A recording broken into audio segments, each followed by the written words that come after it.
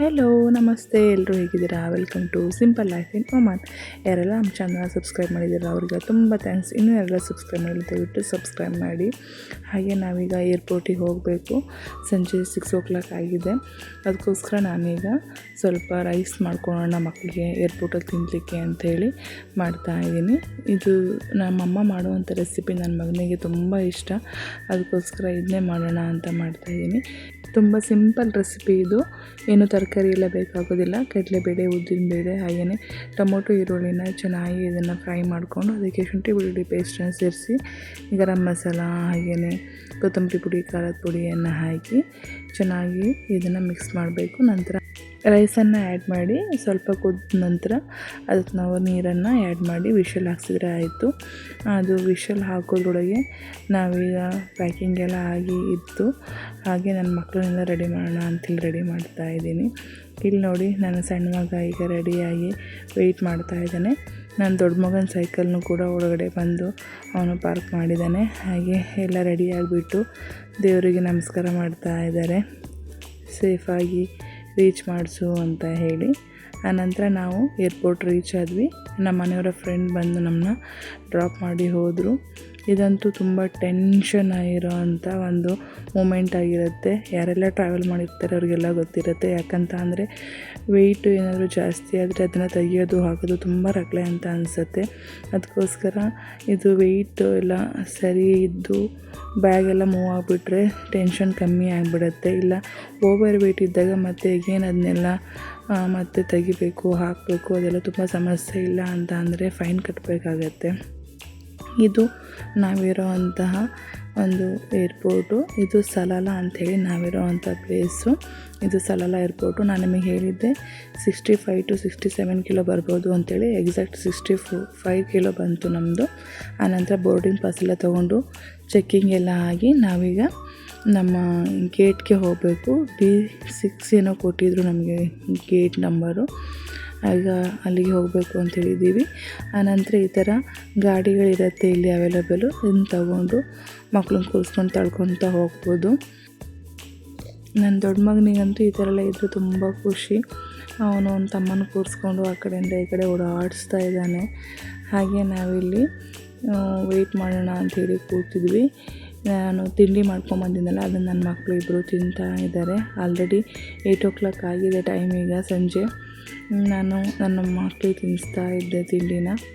ನೀವು ಇಲ್ಲಿ ನೋಡ್ಬೋದು, ಇಲ್ಲೆಲ್ಲ ವೆಯ್ಟಿಂಗ್ ಏರಿಯಾ ಇರುತ್ತೆ.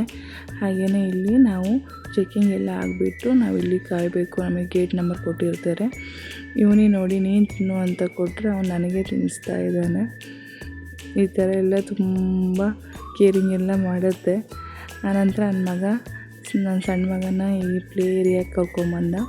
ಈ ಪ್ಲೇ ಏರಿಯಾ ಅಂತೂ ತುಂಬ ಚೆನ್ನಾಗಿದೆ, ಹಾಗೆ ತುಂಬ ಕ್ಲೀನಾಗೂ ಇದೆ. ಮಕ್ಕಳೆಲ್ಲ ಇಲ್ಲಿ ಆಟ ಆಡ್ತಾ ಇರ್ತಾರೆ. ಇವರಿಗಂತೂ ಇಲ್ಲಿ ಬಂದರೆ ತುಂಬ ಖುಷಿ. ಹಾಗೆ ಇಲ್ಲಿ ಟೈಮ್ ಹೇಗೆ ಹೋಗುತ್ತೆ ಅಂತಲೂ ಗೊತ್ತಾಗಲ್ಲ. ಯಾಕಂತ ಅಂದರೆ ನಮ್ಮದು ಫ್ಲೈಟು 1/2 hour ಡಿಲೇ ಇತ್ತು. ಆದರೂ ಕೂಡ ಇಲ್ಲಿ ಆಟ ಆಡ್ಕೊತ ಟೈಮ್ ಹೋಗಿದೆ ಗೊತ್ತಾಗಿಲ್ಲ ಮಕ್ಕಳಿಗೂ ಕೂಡ. ತುಂಬ ಜನ ಮಕ್ಕಳೆಲ್ಲ ಬಂದು ಆಟ ಆಡ್ತಾಯಿದ್ರು. ಹಾಗೆ ಇದೆಲ್ಲ ಇರೋವಂಥ ಇಲ್ಲಿ ಪ್ಲೇ ಏರಿಯಾದಲ್ಲಿ ಇರೋವಂಥ ಎಲ್ಲ ಗೇಮ್ಸ್ಗಳು ಕೂಡ ಎಜುಕೇಷನ್ ಓರಿಯೆಂಟೆಡ್ ಹಾಗೆಯೇ ಮ್ಯಾಥ್ಸ್ ಓರಿಯೆಂಟೆಡ್ ಆಗಿದೆ. ತುಂಬ ಖುಷಿ ಅನಿಸುತ್ತೆ ಮಕ್ಕಳಿಗೂ ಆಟ ಆಡೋಕ್ಕೆಲ್ಲ. ಹಾಗೆ ಈಸಿಯಾಗೂ ಇದೆ. ಈ ರೀತಿ ಸ್ಲೈಡಿಂಗ್ ಎಲ್ಲ ಗೇಮ್ ಎಲ್ಲ ಇದೆ ಇಲ್ಲಿ. ನೋಡಿ ನನ್ನ ಮಗ ಫುಲ್ ಖುಷಿಯಲ್ಲಿ ಹಾಗೆ ಎಕ್ಸೈಟ್ಮೆಂಟಲ್ಲಿ ತುಂಬ ಚೆನ್ನಾಗಿ ಆಟ ಆಡ್ತಿದ್ದ. ನಿಯರ್ಲಿ 1 hour ಅವರಿಲ್ಲಿ ಆಟ ಆಡಿದ್ದಾರೆ. ಅದು ಅವನಿಗೆ ಸಾಕಾಗ್ತಿರ್ಲಿಲ್ಲ. ಬಾ ಹೋಗೋಣ ಅಂದರೆ ಬರಲಿಕ್ಕೆ ರೆಡಿ ಇರಲಿಲ್ಲ. ತುಂಬ ಖುಷಿಯಾಗಿ ಆಟ ಆಡಿದ್ರು ಎಲ್ಲ. ಇಲ್ಲಿ ನೋಡ್ಬೋದು ಏರ್ಪೋರ್ಟ್ ಥೀಮಲ್ಲೇ ಇರೋವಂಥದ್ದು, ಅಂದರೆ ಸಿಗ್ನಲ್ ಶೋ ಆಗುತ್ತಲ್ಲ ಆ ರೀತಿಯಲ್ಲಿ ಇಲ್ಲೂ ಒಂದು ಪ್ಲೇ ಏರಿಯಾ ಮಾಡಿದ್ದಾರೆ. ತುಂಬ ಚೆನ್ನಾಗಿದೆ. ಹಾಗೆಯೇ ಮಕ್ಕಳಿಗೆ ಇಲ್ಲಿ ಟೈಮ್ ಪಾಸ್ ಮಾಡಲಿಕ್ಕೂ ಕೂಡ ಈಸಿಯಾಗಿದೆ. ಇದು ಅಡ್ವಾಂಟೇಜು ಹೌದು, ಡಿಸ್ಅಡ್ವಾಂಟೇಜು ಹೌದು. ಯಾಕಂದರೆ ಮಕ್ಕಳು ಇಲ್ಲಿಂದ ಬರಲಿಕ್ಕೆ ಕೇಳೋದಿಲ್ಲ, ಅಷ್ಟು ಹಠ ಮಾಡ್ತಾರೆ. ಅಷ್ಟು ಚೆನ್ನಾಗಿದೆ. ಎಲ್ಲ ಮಕ್ಕಳು ಬಂದು ಇಲ್ಲಿ ತುಂಬ ಚೆನ್ನಾಗಿ ಟೈಮ್ ಸ್ಪೆಂಡ್ ಮಾಡ್ತಾರೆ. ಇಲ್ಲಿ ನೋಡಿ, ಇದು ಯಾವುದೋ ಬೇರೆ ಪಾಪು, ಆ ಪಾಪು ಜೊತೆನೂ ಆಟ ಆಡ್ತಾ ಇದ್ದಾನೆ. ಹಾಗೆ ಇಲ್ಲಿ TV ಕೂಡ ಇದೆ. ಮಕ್ಕಳಿಗೆ ಕಾರ್ಟೂನೆಲ್ಲ ಹಾಕ್ತಾ ಇರ್ತಾರೆ. ನನ್ನ ದೊಡ್ಡ ಮಗನೂ ಇಲ್ಲಿ ಆಟ ಆಡ್ತಾ ಇದ್ದಾನೆ. ಅವನಿಗೆ ಈ ರೀತಿಯೆಲ್ಲ ಆಟ ಆಡೋದಂದ್ರೆ ತುಂಬ ಖುಷಿ. ಹಾಗೆಯೇ ಅವನೇ ಅವರಿಬ್ಬರಿಗೂ ಡ್ರೆಸ್ ಸೆಲೆಕ್ಟ್ ಮಾಡ್ಕೊಂಡಿದ್ದು. ಇಬ್ಬರದು ಒಂದೇ ಥರ ಕಲರ್ ಇಲ್ಲಿದೆ ಬಟ್ಟೆ. ಅವನಿಗೆ ಈ ಥರ ಕ್ರೇಜ್ ಎಲ್ಲ ತುಂಬ ಇದೆ, ಒಂದೇ ಥರದ್ದು ಡ್ರೆಸ್ ಹಾಕೋದು, ಒಂದೇ ಥರ ಕಲರ್ದು ಬಟ್ಟೆಗಳನ್ನು ಸೆಲೆಕ್ಟ್ ಮಾಡ್ಕೊಳೋದೆಲ್ಲ. ಈ ಡ್ರೆಸ್ಸು ನಮ್ಮ ಅಕ್ಕ ಲಾಸ್ಟ್ ಟೈಮ್ ಹೋದಾಗ ನಾನು ಸಣ್ಣ ಮಗನಿಗೆ ಗಿಫ್ಟ್ ಮಾಡಿದ್ದು. ತುಂಬ ಚೆನ್ನಾಗಿದೆ, ಸಾಫ್ಟಾಗಿದೆ. ಅದಕ್ಕೋಸ್ಕರ ಟ್ರಾವೆಲಿಗೂ ತುಂಬ ಚೆನ್ನಾಗಿ ಅನಿಸುತ್ತೆ ಅಂಥೇಳಿ ಇದೇ ಬಟ್ಟೆನ ಅವನಿಗೆ ಹಾಕಿದ್ದೆ ನಾನು. ಹಾಗೆ ನನ್ನ ದೊಡ್ಡ ಮಗನೂ ಅದೇ ಥರ ಕಲರಲ್ಲೇ ಡ್ರೆಸ್ಸನ್ನು ಸೆಲೆಕ್ಟ್ ಮಾಡಿಕೊಂಡು ಹಾಕ್ಕೊಂಡಿದ್ದ. ಇಲ್ಲಿ ನೀವು ನೋಡ್ಬೋದು ಫುಲ್ ಎಜುಕೇಷನ್ ಓರಿಯೆಂಟೆಡ್ ಆಗಿ ಎಲ್ಲ ಗೇಮ್ಗಳು ಇರೋ ಅಂಥದ್ದು. ತುಂಬ ಚೆನ್ನಾಗಿದೆ, ನೋಡಲಿಕ್ಕೂ ಅಷ್ಟೇ. ಬೇಕಿದ್ರೆ ದೊಡ್ಡವರು ಕೂಡ ಆಡ್ಬೋದು, ಆ ರೀತಿಲಿದೆ. ಟೈಮ್ ಪಾಸ್ ಆಗುವಂಥದ್ದು. ಫುಲ್ ಏರ್ಪೋರ್ಟ್ ಥೀಮಲ್ಲೇ ಇರೋವಂಥ ಎಲ್ಲ ಗೇಮ್ಗಳು ಹಾಗೆ ಪೇಂಟಿಂಗ್ಗಳನ್ನು ನೋಡ್ಬೋದು. ಇದೆಲ್ಲ ಆ್ಯನಿಮಲ್ಸ್ದಿರೋ ಅಂಥದ್ದು. ನೋಡಿ ಇನ್ನೊಂದು ಪಾಪುನೂ ಬಂತು. ಆ ಪಾಪು ಮತ್ತು ನನ್ನ ಮಗ ಸೇರ್ಕೊಂಡು ಆಟ ಆಡ್ತಾ ಇದ್ದಾರೆ. ಇವನು ಎಲ್ಲರ ಜೊತೆ ತುಂಬ ಚೆನ್ನಾಗಿ ಮಿಂಗಲ್ ಆಗ್ತಾನೆ. ಬಟ್ ನನ್ನ ದೊಡ್ಡ ಮಗ ಆಗಲ್ಲ, ಅವ್ನು ಸ್ವಲ್ಪ ಜನ ಜೊತೆ ಎಲ್ಲ ಅಷ್ಟು ಬೇಗ ಮಿಂಗಲ್ ಆಗೋದು ತುಂಬ ಕಮ್ಮಿ. ಈ ರೀತಿ ಎಲ್ಲ ಕ್ಲೈಂಬ್ ಮಾಡಿಕೊಂಡು ಹೋಗಿ ಆಟ ಆಡ್ತಾ ಇದ್ದಾರೆ. ತುಂಬ ಚೆನ್ನಾಗಿದೆ ಇದು ಮಾತ್ರ ಪ್ಲೇ ಏರಿಯಾ. ಎಲ್ಲ ಏರ್ಪೋರ್ಟ್ಗಳಲ್ಲೂ ಇರೋ ಅಂಥದ್ದು ಈ ರೀತಿಯಾಗಿ. ಇಲ್ಲಿ ತುಂಬ ಚೆನ್ನಾಗಿ ಕ್ಲೀನಾಗಿ ಇದೆ. ಪ್ರತಿ ಸಾರಿ ಊರಿಗೆ ಹೋಗುವಾಗಲೂ ಮಕ್ಕಳಿಗೊಂದು ಎಕ್ಸೈಟ್ಮೆಂಟ್ ಇರುತ್ತೆ. ಏರ್ಪೋರ್ಟಲ್ಲಿ ಹೋದಾಗ ಪ್ಲೇ ಏರಿಯಾ ಇರುತ್ತೆ, ತುಂಬ ಚೆನ್ನಾಗಿ ಆಟ ಆಡ್ಬೋದು ಅಂಥೇಳಿ. ನೋಡಿ ಎಷ್ಟು ಚೆನ್ನಾಗಿ ಆಟ ಆಡ್ತಿದ್ದಾರೆ ಅಂದರೆ ಅವ್ರಿಗೆ ಅಲ್ಲಿಂದ ಬರಲಿಕ್ಕೆ ಮನಸ್ಸಿಲ್ಲ. ಹಾಗೆ ಹೊಸ ಹೊಸ ಫ್ರೆಂಡ್ಸ್ಗಳೆಲ್ಲ ಸಿಗ್ತಾರೆ ಇಲ್ಲಿ ಅವರಿಗೆ. ಅಂದರೆ ಅವ್ರದ್ದು ಒಂದು ಫ್ಲೈಟ್ ಬರೋ ತನಕ ಅವ್ರೆಲ್ಲ ಆಟ ಆಡೋಕ್ಕೆ ಟೈಮ್ ಇರುತ್ತೆ. ಹಾಗಾಗಿ ಈಗ ನನ್ನ ಮಕ್ಕಳು ಇಲ್ಲೇನೋ ಬಿಲ್ಡ್ ಮಾಡ್ತಾ ಇದ್ದಾರೆ ಇಬ್ಬರು ಸೇರಿಕೊಂಡು. ನೋಡಿ ಇವನು ಸಣ್ಣೊಂದು ಎಷ್ಟೊಂದು ಕಸರತ್ತು ನಡೀತಾ ಇದೆ ಅಂಥೇಳಿ ಇಬ್ಬರು ಸೇರಿ ಇದನ್ನ ಬಿಲ್ಡ್ ಮಾಡ್ತಾ ಇದ್ದಾರೆ. ಇದೇನು ತುಂಬ ಹೆವಿ ಇರಲ್ಲ, ಲೈಟ್ ವೆಯ್ಟಲ್ಲಿ ಇರುತ್ತೆ. ಹಾಗೆ ಚೆನ್ನಾಗಿ ಕ್ಯಾರಿ ಮಾಡ್ಬೋದು, ಏನು ತೊಂದರೆ ಇಲ್ಲ. ಬಿದ್ದರೂ ಎಲ್ಲ ಏನು ಪೆಟ್ಟಾಗೋದಿಲ್ಲ, ಆ ರೀತಿಯಲ್ಲಿದೆ. ಎಲ್ಲ ಮದರ್ಸ್ಗೂ ಈ ಮಕ್ಕಳನ್ನ ನೋಡ್ಕೊಳೋದೇ ದೊಡ್ಡ ಕೆಲಸ ಆಗಿಬಿಡುತ್ತೆ. ಯಾಕಂದರೆ ಯಾವ ಕಡೆಯಿಂದ ಹೋಗಿ ಯಾವ ಕಡೆಯಿಂದ ಬರ್ತಾರೆ ಅಂತಲೇ ಹೇಳಲಿಕ್ಕಾಗಲ್ಲ. ನೋಡಿ ಇಲ್ಲಿ ಆಡ್ತಾಯಿದ್ದಾನೋ ಅಷ್ಟು ಬೇಗ ಆ ಕಡೆ ಹೋಗಿ ಅದೇನೋ ಆಡ್ತಾ ಇದ್ದಾನೆ. ಇದೊಂದು ಗೇಮ್ ಮಾತ್ರ ತುಂಬ ಚೆನ್ನಾಗಿದೆ. ನಾನು ಹೋದಾಗೆಲ್ಲ ಇದನ್ನು ನಾನು ಅದನ್ನ ಮೂವ್ ಮಾಡಿ ನೋಡ್ತೀನಿ. ತುಂಬ ಚೆನ್ನಾಗಿ ಅನಿಸುತ್ತೆ, ಖುಷಿ ಅನಿಸುತ್ತೆ. ನೋಡಿ ನನ್ನ ಮಗ ಇದನ್ನು ಬಿಲ್ಡ್ ಮಾಡಿದ್ದಾನೆ. ಆಲ್ಮೋಸ್ಟು ಸುಮಾರಷ್ಟು ಈ ಥರ ರೌಂಡ್ ಶೇಪಲ್ಲಿರೋ ಅಂಥ ಎಲ್ಲ ಪಿಲ್ಲೋಗಳನ್ನು ತಂದು ಇದನ್ನು ಇಟ್ಟಿದ್ದಾನೆ.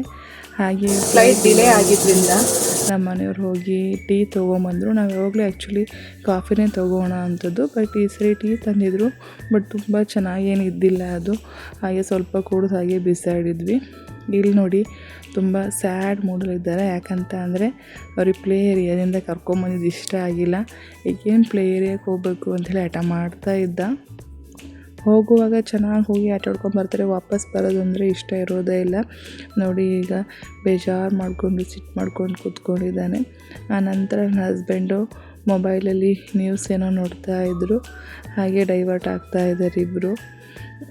ಈಗ ನಮಗೆ ಫ್ಲೈಟ್ ಲ್ಯಾಂಡ್ ಆಯಿತು. 1/2 hour ಡಿಲೇ ಆಗಿತ್ತು. ಈಗ ನಮಗೆ ಇದು ಒಮಾನ್ ಲ್ಯಾಂಡ್ ಆಗ್ತಾ ಇದೆ. ನೋಡಿ ಫ್ಲೈಟ್ ಈಗ ಬರ್ತಾ ಇದೆ. ಆಲ್ರೆಡಿ 9:45 ಆಗೋಗಿತ್ತು ಟೈಮು. ಆ್ಯಕ್ಚುಲಿ ಡಿಪಾರ್ಚರ್ ಟೈಮೇ 9:45 ಇತ್ತು. ಬಟ್ ಈಗ ಇದು ಅರೈವಲ್ ಆಗ್ತಾಯಿದೆ 9:45ಗೆ. ಈಗ ಫ್ಲೈಟ್ ಟಿಕೆಟ್ ರೇಟ್ ಎಲ್ಲ ತುಂಬ ಹೈಯೆಸ್ಟ್ ಇದೆ. ಹಾಗೆಯೇ ಫ್ಲೈಟ್ ಟಿಕೆಟ್ ಸಿಗೋದು ಕಷ್ಟ. ಯಾಕಂತ ಅಂದರೆ ಖರೀಫ್ ಸೀಸನ್ ಎಲ್ಲ ಸ್ಟಾರ್ಟ್ ಆಗಿದೆ ಇಲ್ಲಿ. ಅದರಿಂದ ಇನ್ನು ಸಮ್ಮರ್ ಹಾಲಿಡೇಸ್ ಎಲ್ಲ ಸ್ಟಾರ್ಟ್ ಆಗಿದೆ. ಅದರಿಂದ ಟಿಕೆಟ್ ಸಿಗೋದು ಕಷ್ಟ. ಹಾಗೆ ಟಿಕೆಟ್ ತುಂಬ ಹೈಯೆಸ್ಟ್ ರೇಟಲ್ಲಿರುತ್ತೆ. ಬೇಕಿದ್ದರೆ ಬೇಗ ಬುಕ್ಕಿಂಗ್ಗಳನ್ನು ಮಾಡ್ಕೊಬೇಕು, 1 month ಅಥವಾ 15 days ಬಿಫೋರ್ ಈ ರೀತಿಯಲ್ಲಿ. ಹಾಗೆ ಈಗ ನಾವಿರುವಂಥ ವೇಟಿಂಗ್ ಏರಿಯಾದು ಹಾಗೆಯೇ ವಿಡಿಯೋ ಕ್ಲಿಪ್ ತಗೊಳ್ತಾ ಇದ್ದೆ. ನೋಡಿ ಇದು ಕ್ರ್ಯೂ ಅಲ್ಲಿ ತನಕನೂ ಇದು ಹೋಗಿ ಅದನ್ನು ವ್ಯಾಕ್ಯೂಮಲ್ಲಿ ಇದನ್ನು ಗ್ರಿಪ್ಪಾಗಿ ಕುತ್ಕೊಳುತ್ತೆ. ಆನಂತರ ಅವರು ಫ್ಲೈಟಿನ ಡೋರನ್ನು ಓಪನ್ ಮಾಡಿ ಅಲ್ಲಿಂದ ಎಲ್ಲ ಜನಗಳು ಈ ಮುಖಾಂತರ ನಡ್ಕೊಂಡು ಬರೋ ಅಂಥದ್ದು. ಸುಮಾರು ದೂರ ನಡೆಯೋದಿರುತ್ತೆ ಏರ್ಪೋರ್ಟಲ್ಲಿ. ಯಾಕಂತ ಅಂದರೆ ಫ್ಲೈಟ್ ಬಂದು ನಿಂತ್ಕೊಳ್ಳೋ ಜಾಗನೇ ಬೇರೆ, ಹಾಗೆ ನಮ್ಮ ವೇಟಿಂಗ್ ಜಾಗನೇ ಬೇರೆ ಆಗಿರುತ್ತೆ. ಅಲ್ಲಿಂದ ನಾವು ನಡ್ಕೊಳ್ತಾ ಹೋಗಬೇಕು. ಹಾಗೆಯೇ ಚೆಕಿಂಗಲ್ಲೂ ಒಂದು ಸತಿ ಎಲ್ಲ ಪೂರ್ತಿ ಬಾಡಿ ಸ್ಕ್ಯಾನು, ಹಾಗೆಯೇ ನಮ್ಮ ಬ್ಯಾಗ್ಗಳ ಸ್ಕ್ಯಾನಿಂಗ್ ಎಲ್ಲ ಆಗಿರುತ್ತೆ. ಹಾಗೆಯೇ ಇಲ್ಲೂ ಕೂಡ ಏನು ಚೆಕ್ ಮಾಡಿ ನಮ್ಮ ಬೋರ್ಡಿಂಗ್ ಪಾಸ್ಪೋರ್ಟ್ ಎಲ್ಲದನ್ನೂ ಚೆಕ್ ಮಾಡಿ ಬಿಡೋವಂಥದ್ದು. ನೋಡಿ ಈ ರೀತಿಯಾಗಿ ಸುಮಾರು ದೂರ ನಡ್ಕೊಂಡು ಹೋಗಬೇಕು. ಮಕ್ಕಳನ್ನೆಲ್ಲ ಕರ್ಕೊಂಡು ಹಾಗೆಯೇ ಲಗೇಜ್ನೆಲ್ಲ ಕ್ಯಾರಿ ಮಾಡ್ಕೊಂಡು ಹೋಗೋದು ತುಂಬ ಕಷ್ಟ ಅನಿಸುತ್ತೆ. ಒಬ್ಬೊಬ್ಬರೆಲ್ಲ ಮಕ್ಕಳನ್ನೆಲ್ಲ ಕ್ಯಾರಿ ಮಾಡ್ಕೊಂಬರೋದು ತುಂಬ ಕಷ್ಟ ಅನಿಸುತ್ತೆ. ನೋಡಿ ಈ ರೀತಿ ಸುಮಾರು ದೂರ ನಡ್ಕೊಂಡು ಹೋಗಬೇಕು. ಅದರಲ್ಲೂ ನನ್ನ ಸಣ್ಣ ಮಗ ಅಂತೂ ಇಳಿಯೋದು ಇಲ್ಲ, ಅವ್ನು ನಡೆಯೋದು ಇಲ್ಲ. ಎಲ್ಲಾದರೂ ಹೊರಗಡೆ ಹೋದಾಗ ಹೀಗೆ ಎತ್ಕೊಂಡು ಹೋಗ್ತಾ ಇರಬೇಕು. ನನ್ನ ದೊಡ್ಡ ಮಗ ಬ್ಯಾಗೆಲ್ಲ ಕ್ಯಾರಿ ಮಾಡ್ಕೊಂಡು ನಡ್ಕೊಂಡು ಹೋಗ್ತಾ ಇರ್ತಾನೆ. ಅವನೊಂದು ಟ್ರಾಲಿನ ಕ್ಯಾರಿ ಮಾಡ್ತಾನೆ, ಹಾಗೆ ನಮ್ಮ ಮನೆಯವರು ಒಂದು ಬ್ಯಾಗನ್ನು ಕ್ಯಾರಿ ಮಾಡ್ತಾರೆ. ಹಾಗೆ ನಾನು ಇವನ್ನ ಎತ್ಕೊಂಡು ಹಾಗೆಯೇ ಒಂದೊಂದು ಬ್ಯಾಗ್ ತೊಗೊಂಡು ಹೋಗ್ತಾ ಇರ್ತೀನಿ. ಈ ರೀತಿಲಿ ಹೋಗ್ತಾ ಇರ್ತೀವಿ. ಆನಂತರ ನಮ್ಮನ್ನ ಎಲ್ಲ ಚೆಕ್ ಮಾಡಿ ಒಳಗಡೆ ಬಿಡ್ತಾ ಇದ್ದಾರೆ. ಬೋರ್ಡಿಂಗ್ ಪಾಸು ಹಾಗೆ ಪಾಸ್ಪೋರ್ಟ್ನೆಲ್ಲ ಇಲ್ಲಿ ವೆಲ್ಕಮ್ ಮಾಡ್ತಾರೆ. ಆನಂತರ ನಮ್ಮ ಸೀಟ್ ನಂಬರಲ್ಲಿ ಹುಡುಕಿ ಹೋಗಿ ನಾವು ಅಲ್ಲಿ ಕೂತ್ಕೊಬೇಕು. ಇದರಲ್ಲಿ ಈಗ ನಾವು ಸಲಾಲೆಯಿಂದ ಮಸ್ಕಟ್ ಹೋಗೋದಾದರೆ ಇದರಲ್ಲಿ ಯಾವುದೇ ರೀತಿಯಾದ ಬಿಸ್ನೆಸ್ ಕ್ಲಾಸು ಆ ಥರದ್ದು ಏನೂ ಇರೋದಿಲ್ಲ. ಎಲ್ಲ ಸೀಟ್ಗಳು ನಾರ್ಮಲ್ ಆಗಿ ಇರೋ ಅಂಥದ್ದು. ಅದೇ ಮಸ್ಕಟ್ಟು ಬೆಂಗಳೂರು ಹೋಗೋದಾದ್ರೆ ಅದರಲ್ಲಿ ಬಿಸ್ನೆಸ್ ಕ್ಲಾಸು ಹಾಗೆ ಎಕನಾಮಿಕ್ ಕ್ಲಾಸ್ ಈ ರೀತಿ ಫಸ್ಟ್ ಕ್ಲಾಸ್ ಈ ರೀತಿಯಲ್ಲಿ ಇರುತ್ತೆ.